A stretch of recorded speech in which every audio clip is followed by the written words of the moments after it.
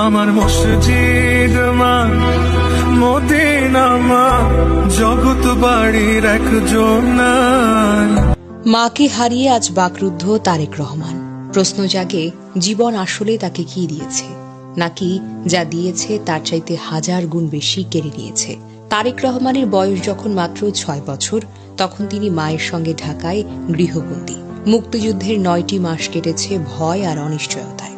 বয়স যখন 11, আবারও গৃহবন্দী। এবার সিপাহী জনতার বিদ্রোহ। বয়স যখন 15, হঠাৎ করেই ভেঙে পড়ে আকাশ। তিনি হারালেন তার পিতা শহীদ রাষ্ট্রপতি জিয়াউর রহমানকে। একদিনে হয়ে গেলেন এতিম।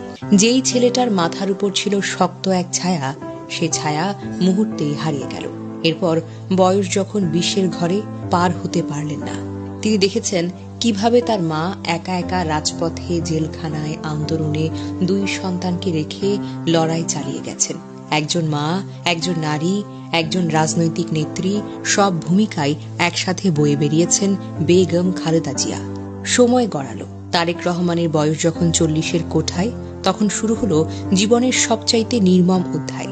নিজে, মা, ছোট ভাই, পুরো পরিবার কারারুদ্ধ। তারেক রহমানের মেরুদণ্ডের হাড় ভেঙে দেওয়া হতো নির্যাতনে। ছোট ভাই আরাফাত রহমান কোকোকে ধীরে ধীরে ঠেলে দেওয়া হলো মৃত্যুর দিকে। আর মা বন্দী, অসুস্থ, অবহেলিত। কারাগার থেকে বেরিয়ে তারেক রহমান গেলেন লন্ডনে চিকিৎসার জন্য। ছোট ভাই গেলেন মালয়েশিয়ায়। তবে তারেক রহমান বাঁচলেন, সুস্থ হলেন। ভাইটা আর পারলেন না।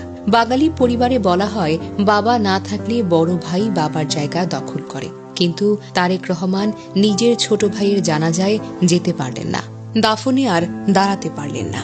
দূর থেকে শুধু তাকিয়ে দেখলেন ভাইয়ের কবর দেওয়া হচ্ছে। এর চাইতে বড় অসহায়ত্ব আর কি হতে পারে। এরপর বয়স যখন 50 পেরিয়ে, তখন দেখলেন বৃদ্ধ অসুস্থ মাকে একটি পরিত্যক্ত ভুতুরে কারাগারে বন্দী করে রাখা হয়েছে, যেখানে তিনি ছিলেন একমাত্র বন্দী।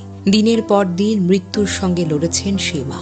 মা বের হলেন ঠিকই, কিন্তু তাকে আর যেতে দেওয়া হলো না নিজের একমাত্র জীবিত সন্তানের কাছে। সময় আবার গড়ালো। তারেক রহমানের বয়স যখন প্রায় 60 ছুঁই, আল্লাহর রহমত এলো। জুলাই এলো।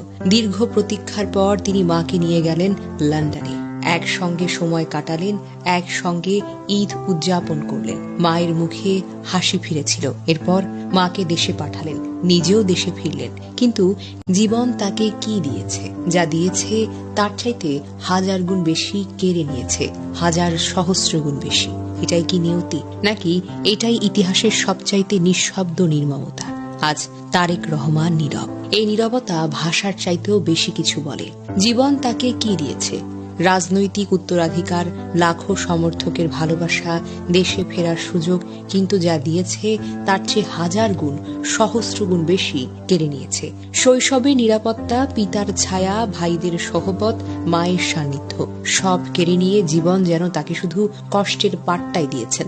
কিন্তু এই কষ্টের মাঝেও তারেক রহমান লড়াই করে গেছেন মায়ের আদর্শ নিয়ে, দেশের জন্য। আজ মা হারিয়ে তিনি বাকরুদ্ধ, কিন্তু তার শক্তি লাখো মানুষের দোয়া ও মায়ের আশীর্বাদ। আল্লাহ, তুমি দেশনেত্রীকে জান্নাতুল ফেরদাউস নসিব করো। তারেক রহমানকে ধৈর্য দান করার মতো তৌফিক দাও। আমিন।